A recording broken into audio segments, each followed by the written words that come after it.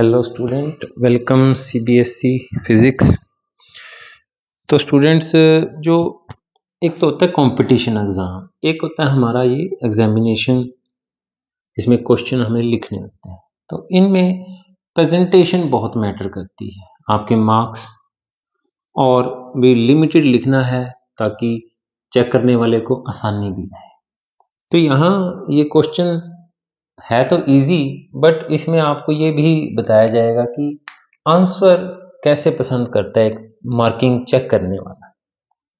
तो इसमें हमें एक बात तो ये है कि आंसर में ना लिमिटेड और खुला खुला लिखना चाहिए ताकि चेक करने वाले को बिल्कुल इजीनेस रहे चेक करते हुए।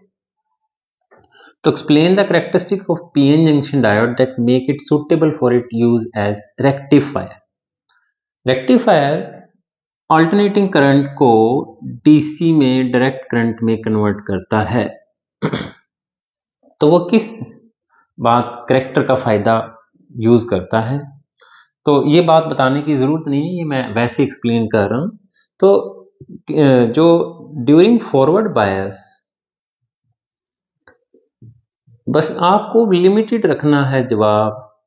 फॉरवर्ड बायस जो रेजिस्टेंस है आइडियल डायोड की वो जीरो नेग्लिजिबल होती है, इस बात का फायदा उठाते हैं। और रिवर्स बायस के दौरान जो आइडियल डायोड की रेजिस्टेंस इनफाइनाइट होती है। इन दो कैरेक्टरिस्टिक का फायदा उठा के हम रेक्टिफायर बनाते हैं। तो during forward bias resistance of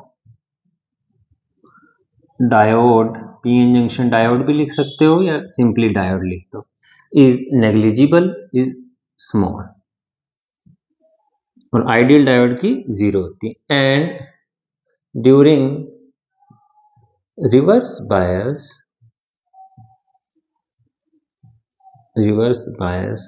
resistance of diode is large। और इसके बाद स्मॉल और फॉरवर्ड बायस को अंडरलाइन करें ताकि चेक करने वाले को और इजीनेस रहे कि बच्चे को पता है।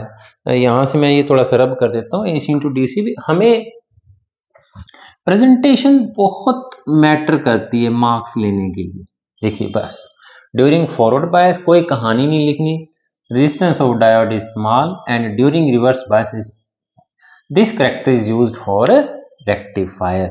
This character is useful for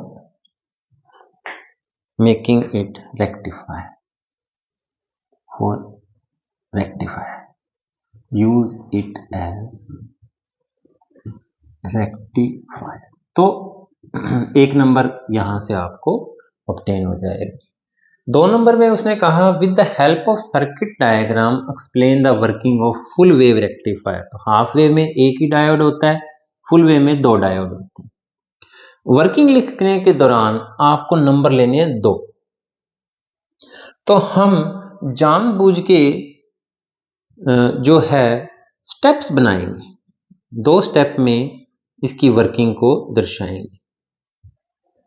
during first input of half cycle, देखिए जो हमारी इनपुट है वो कुछ ऐसी है, AC है, और आउटपुट में हमें जो आउटपुट मिलती है वो हमें यहां दिखा दो। जितना ज्यादा हम डायग्राम से रिप्रेजेंट करते हैं आंसर को, उतना ही ज्यादा हमारे लिए एक एक्सप्रेसिव आंसर बनता है। D1 से D2 से फिर D1 से फिर D2 से आउटपुट मिल रही है। तो स्टेप 1 में लिखोगे व्हेन इनपुट जो है इज फेड, इनपुट दी गई, देन जो पॉजिटिव हाफ साइकिल है, positive half cycle make diode D1 forward bias. वो डायोड D1 को फॉरवर्ड बायस बनाती है और हमें आउटपुट मिलती है। उसी दौरान ये पॉजिटिव होता है, ये नेगेटिव होता है, ये diode D2 reverse bias situation में होता है। हमें पता है लार्ज रेजिस्टेंस है तो कोई आउटपुट यहां से नहीं आना, ये आउटपुट लोड रेजिस्टेंस है। तो during positive half cycle make diode D1, diode D1 को क्या हो जाएगा, इज फॉरवर्ड बायस। उसी समय simultaneously and diode D2 is reverse बायस। तो हमें आउटपुट मिलेगी, तो हमारे लिए देखो 3 नंबर का क्वेश्चन था, 1 नंबर यहां से, 1 नंबर सर्किट डायग्राम से, आधे आधे नंबर की 2 स्टेप। देखो लिखने में बहुत कुछ बातें लिखी जा सकती हैं, बट हमें तो मेन कैरेक्टर लिखना है कि जब इनपुट आई डायोड फर्स्ट हाफ साइकिल, इस दौरान की बात हो रही है, ये डायोड D1 को पॉजिटिव रखेगी, इसलिए हमें आउटपुट में पॉजिटिव मिल जाएगा, और उस समय ये नीचे नेगेटिव होगा हाफ साइकिल के दौरान, D2 रिवर्स बायस होगा, D2 is reverse bias. So we get output कहां से निकलेगी, फ्रॉम डायोड D1। तो यहां पे ये आउटपुट को दिखाया है। फिर नेक्स्ट हाफ साइकिल में जो होगा ये रिवर्स, ये नेगेटिव हो जाएगा, उस दौरान ये पॉजिटिव हो जाएगा, तो हमें आउटपुट डायोड D2 से मिलेगी। स्टेप 2 लिखना है, जगह नहीं बची मेरे पास, बट स्टेप 2 भी सिर्फ थोड़ा सा फेरबदल ही करना है कि ड्यूरिंग नेगेटिव हाफ साइकिल जब आएगी तो डायोड D2 रिवर्स बायस हो जाएगा, उसी दौरान डायोड D2 फॉरवर्ड बायस होगा, और हमें आउटपुट इस तरीके से मिलेगी। तो हमारे नंबर डिवाइड होते हैं, जो आप सैंपल पेपर का देखोगे तो हाफ नंबर इसका, हाफ नंबर इसका, हाफ नंबर, तो एक 3 नंबर लेने के लिए आपको दिमाग में एक डिस्ट्रीब्यूशन होना चाहिए कि मैं 3 नंबर कैसे प्राप्त करूंगा, और कम से कम लिखने में, कहानियां नहीं लिखनी होती, हमें डिवाइड करना होता है आंसर को। जैसे मैंने स्टेप बनाए, अंडरलाइन किया, टीचर आपके पेपर को देखते ही समझ जाएगा कि ये एक बच्चा एक्सप्रेसिव वे में लिख रहा है, marks full out of full मिलेंगे। थैंक यू बच्चों,